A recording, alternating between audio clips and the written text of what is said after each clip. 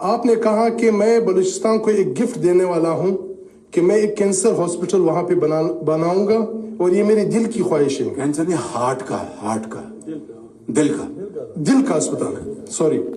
تو وہ دل کا ہسپتال کہاں تک پہنچا ہے اور اس کا کیا پوزیشن ہے، وہ تھوڑا سا آپ سے گزارش کرنا چاہتا ہوں کہ اس کے اوپر روشنی ڈالیں.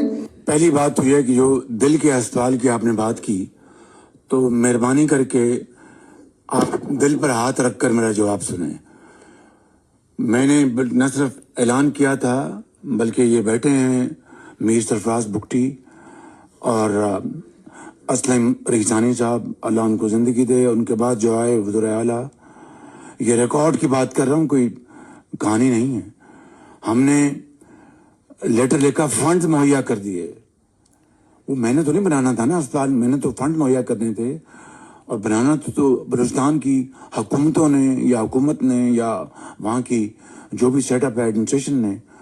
کیونکہ ظاہر ہے کہ اپنا دوسرے کے صوبے میں ہم جا کر خود تو نہیں کر سکتے، اگر وہ ہمیں حکم دیتے تو ہم کر دیتے. تو فنڈز سالہ سال پڑے رہے، اور اس سے آگے میں کچھ نہیں کہنا چاہتا. بگٹی صاحب اس کا جواب دیں گے، اس بات کا پڑھ کر لیے آپ. یہ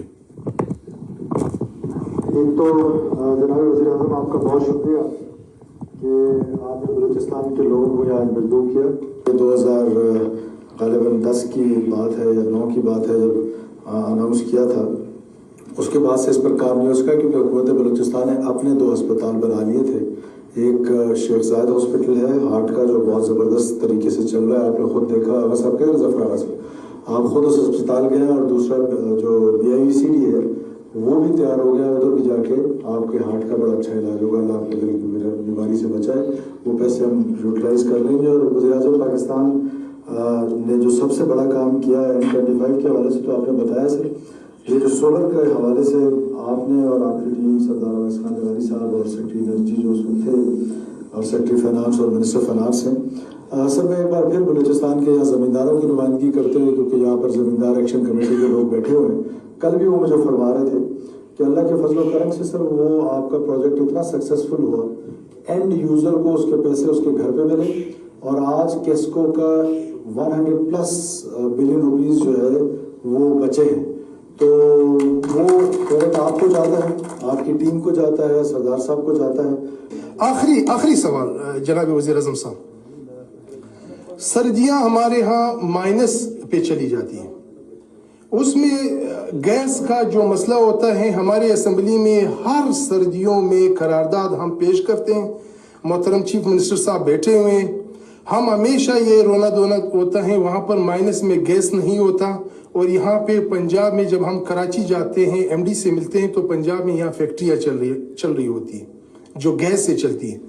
جناب وزیر اعظم صاحب، سردیوں میں آپ سے گزارش یہ ہے کہ آج ہی آپ ایک حکم جاری کریں کہ جہاں بلوچستان میں اتنی سردی ہوتی ہے، پنجاب کی فیکٹریاں اگر 2 مہینے کے لیے بند ہو جائے تو وہاں پہ ہمارے جو لائف ہے وہ سیو ہوں گے.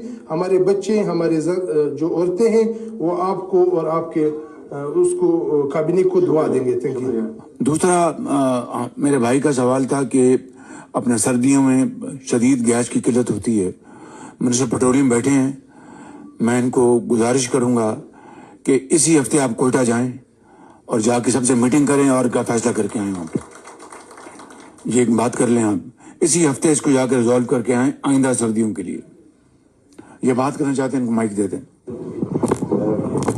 قابل احترام وزیر اعظم صاحب، یہ جو ہمارے ساتھی نے جس تکلیف کی طرف نشاندہی کی ہے اس کے بارے میں مجھے بالکل معلوم ہے، بٹ میں گزارش یہ کروں گا، سردیوں کے اندر بلوچستان کی ضرورت جو بالکل اپنی جگہ جائز ہے، اس کو پورا کرنے کی ہم بھرپور کوشش کرتے ہیں. سر میں آپ کے حکم کے مطابق وہاں چلا جاؤں گا. یہاں پہ ہمارے 2 بلوچستان کے سینئر وزراء بیٹھے ہیں، ان کی سربراہی میں کمیٹی میرے بھائی کو اس میں شامل کر کے سر وہاں پہ جو مسائل ہیں فراہمی کے، اس کے اندر سر جو ٹیکنیکی وہاں پہ پرابلمز آتی ہیں، ان کو اگر ہم مل کے حل کریں تو یقیناً ہم فراہمی کو یقینی بنا سکتے ہیں. بات یہ ہے کہ آپ جن کو بھی ساتھ لے کر جانے چاہیں بڑے شوق سے مجھے بتائیں، میں ان کو کہہ دوں گا. آپ جائیں کوئٹہ، ان سب کو بلائیں. میر صاحب آپ اکٹھے کریں ان کو، میری بات سن لیں، آپ بھی اس میں تشریف لائیں، سب وہاں پر ہوں اور چاہے گیس موڑیں یا چھوڑیں ان کو گیس مہیا کریں. بس ختم بات. آپ نے کہا کہ میں بلوچستان کو ایک گفٹ دینے والا ہوں کہ میں ایک کینسر ہاسپٹل وہاں پہ بناؤں گا.